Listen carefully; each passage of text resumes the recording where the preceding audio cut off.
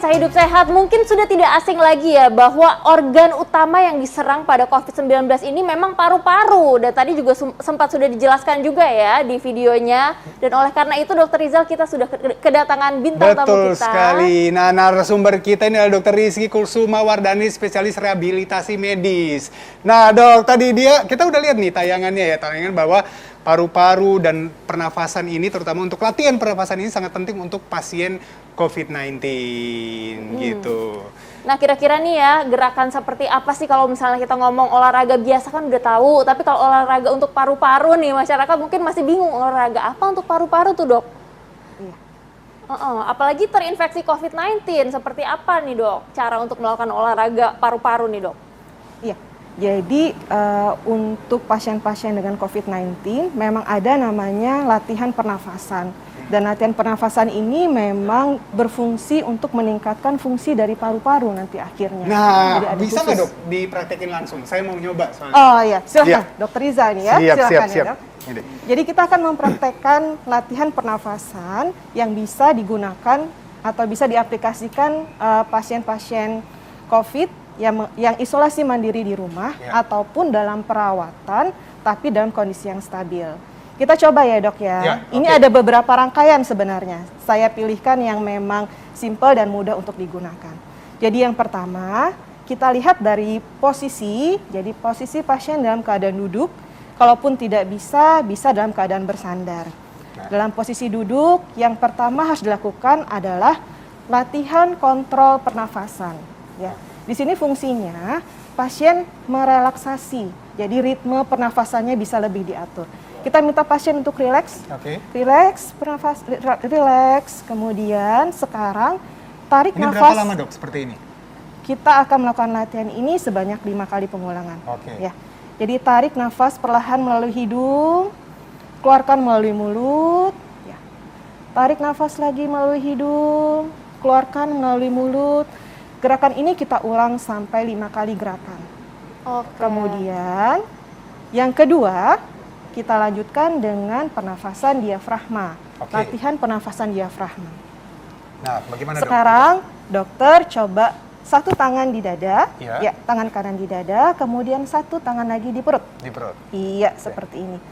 Pada pernafasan diafragma ini. Nah, ini kalau yang tadi kan dokter bilang yang kondisinya stabil. Kalau yang berat gimana, Dok? Kalau yang berat, semua latihan harus di bawah pengawasan dokter ahli. Nanti kita akan memilih sesuai dengan kemampuan pasien. Jadi yang ini yang bisa dilakukan oleh pasien-pasien yang kondisinya stabil. Ya.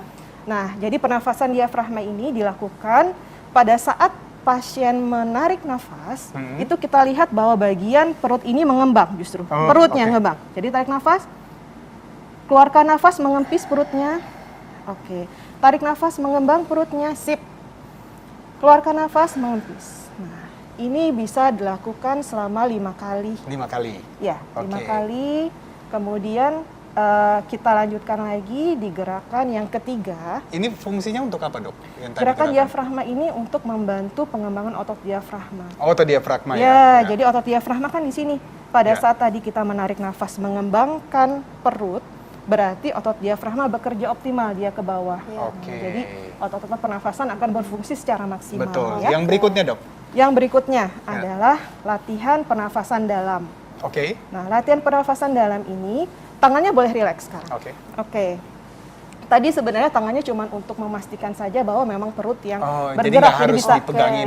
Jadi kita kalau awal-awal biasanya kita pakai itu supaya pasien tahu nih bahwa perutnya bergerak, artinya diafragmanya optimal kerjanya. Nah, yang ketiga, ini latihan pernafasan dalam.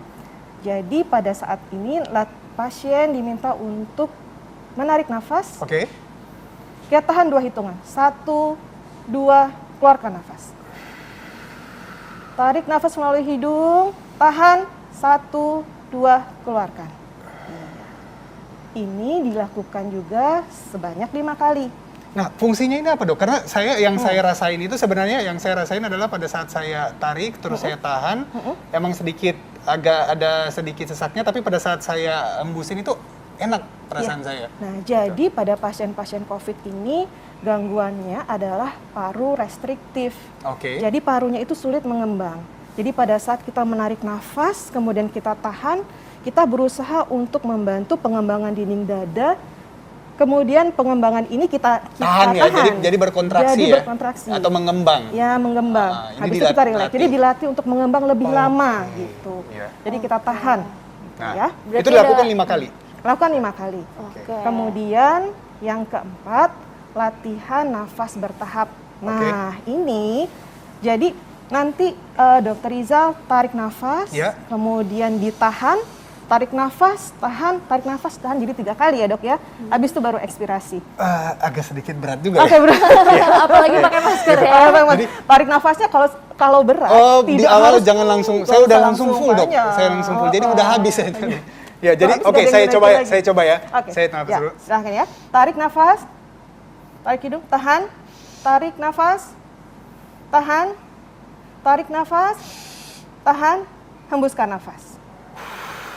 Wah. Jadi ini- tadi kita sudah berusaha untuk mengembangkan paru, kemudian sekarang kita lebih kembangkan lagi ke arah yang lebih besar. Ini gerakan-gerakan ini sangat menarik sekali ya dok ya, sangat menarik sekali dan ini pasti akan membantu pasien-pasien di rumah untuk latihan Betul, pernafasan. karena selain paru-paru tadi juga dinding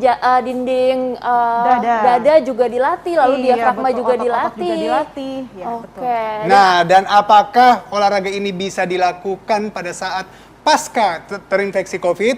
Jangan kemana-mana, saat lagi hanya di Hidup Sehat. Hidup sehat.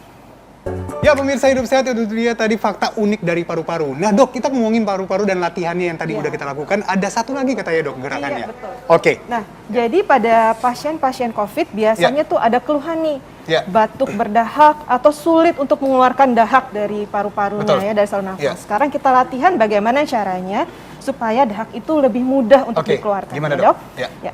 Jadi posisinya Ya. Dokter Rizal tarik, saya jelaskan dulu, tarik tarik nafas. nafas. Pada saat buang nafas, mulut dibuka, kemudian keluarkan udara ke mulut, lewat mulut. Kayak ada yang mau keluar. Saya ngerasain di leher ini kayak ada yang mau keluar. Iya. Iya. Itu dilakukan 3 kali, kemudian tarik nafas, baru batuk. Nah, Oke. Pastinya ini dilakukan di rumah ya dok ya. Dilakukan Dan di juga rumah. tidak- Bisa di ruang perawatan sebenarnya bisa. Baik, tapi berarti kalau misalnya di ruang perawatan itu pakai masker atau tidak tuh dok? Kalau untuk mengeluarkan enggak. Oke. Bisa tanpa masker. nah ini memang melatih untuk mengeluarkan dahak yang tadi. Iya, betul. Nah, untuk bagaimana dengan pasien-pasien yang sudah selesai COVID-19, apakah masih bisa melakukan gerakan ini dan bermanfaat untuk paru-paru? Iya, tentunya gitu. Karena pasien-pasien pasca COVID biasanya itu perlu untuk menjaga fungsi paru-parunya atau dia harus dioptimalkan fungsi paru-parunya akibat kerusakan paru-paru yang terjadi. Yang sudah jadi kerusakan itu kita optimalkan. Oh, Jadi latihan ini harus dikerjakan, tapi harus rutin dikerjakan setiap hari. 2-3 kali sehari, bisa dikerjakan 15 sampai 20 menit dalam satu sesi. Tadi rangkaian-rangkaian yang Dokter Rizal sudah lakukan itu bisa dilakukan secara rutin. Oke. Baik, terima kasih banyak dokter. Terima kasih informasinya. banyak dokter. Terima kasih dan juga pemirsa Hidup Sehat di rumah. Terima kasih sudah bersama kami. Jangan lupa untuk saksikan terus Hidup Sehat dari jam 1 sampai jam 2 siang dari Senin sampai dengan Jumat hanya di TV One.